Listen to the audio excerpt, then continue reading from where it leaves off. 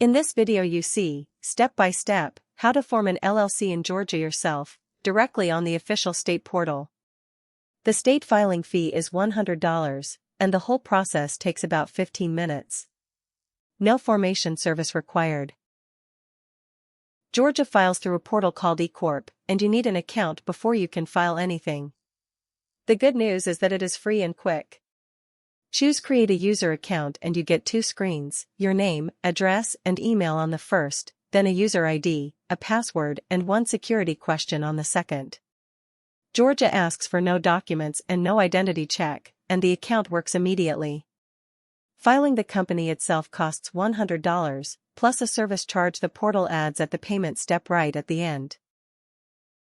Once you are in, eCorp offers about 40 different filings, and most of them are for companies that already exist. Annual registrations, dissolutions, name changes, agent resignations.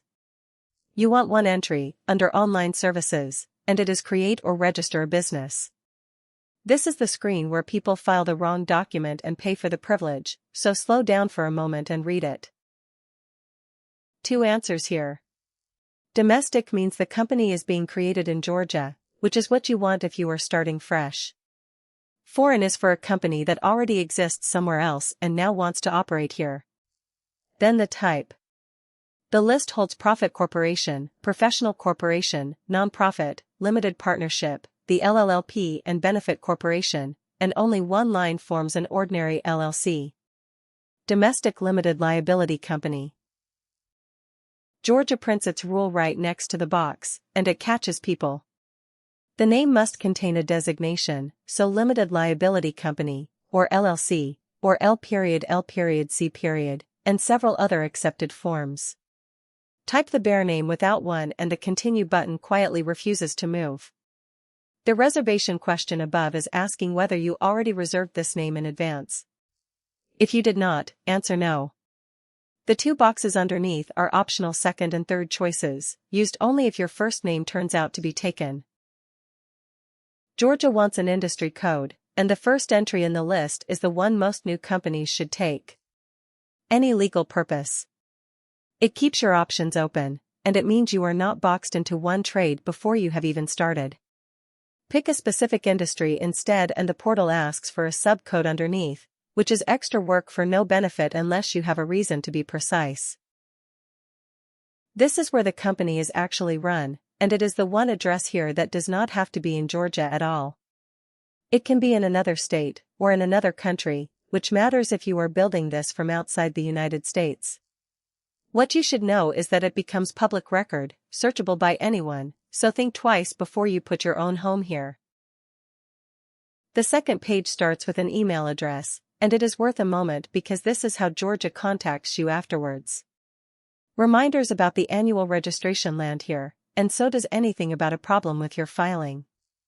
Use an address you will still be reading in a year, not one you made up for this sign-up.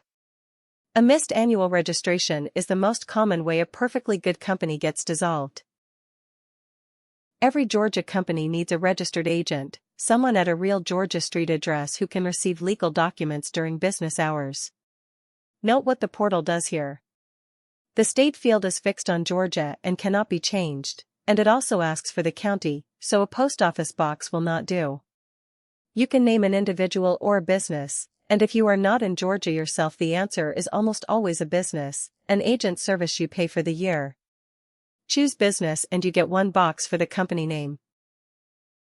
This is the step that quietly goes wrong. Filling the dialog is not enough. You have to press Create Registered Agent at the bottom of it, and only then does the agent appear in the table on the page behind, with the name, the address, and the type. If that table is still empty, Georgia has nothing recorded, however complete the form looked a second ago. Look at the row before you carry on. The organizer is the person forming the company, which is usually you. Unlike the agent, this stays a person, and Georgia is strict about the name. It wants a legal name as it appears on a birth certificate, no initials and no nicknames. Then the same trap again, with a different button. Fill the boxes, press Add, and watch the name drop into the list below. No ad, no organizer. This walkthrough stops here, on the certification. Read what the box actually says, because it is not a formality. Ticking it is your electronic signature under Georgia law, with full legal effect, and everything above it is easy to check now and awkward to change later. So check the name letter by letter, check the agent row and the organizer row are both there, and leave the effective date on the date of filing unless you have a reason to delay. After this come review and payment, $100 plus the service charge. Then put one date in your calendar before you close the tab. Georgia wants an annual registration every year, $50 plus a $10 service charge, between January the 1st and April the 1st. Everything else you need is free at freellc.us. That was the complete filing. Georgia wants an annual registration every year, $50 plus a $10 service charge, and the window is the same for everyone. It opens on January the 1st and closes on April the 1st. Your first one is due in the year after you form the company. Miss it in Georgia can administratively dissolve your LLC, and getting it back costs far more than the registration ever would. For free templates, your operating agreement, EIN guidance, and optional services, visit freellc.us. The link is in the description.